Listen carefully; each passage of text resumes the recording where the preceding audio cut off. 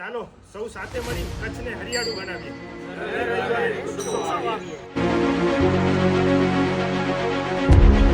સમગ્ર કચ્છને સાથે મળીને હરિયાળું બનાવવાની અમારી અપીલને સૌએ વધાવી છે અને અમને તેમને ત્યાં વૃક્ષારોપણ કરવા માટે ઘણા આમંત્રણ મળી રહ્યા છે. હવે વૃક્ષો પણ છે અને જગ્યા પણ છે. હવે જરૂર છે સ્વયંસેવક. તો આ વિડીયોના અંતે અમારા કોન્ટેક્ટ નંબર છે, અમારી સાથે જોડાઓ, અમારો સંપર્ક કરો.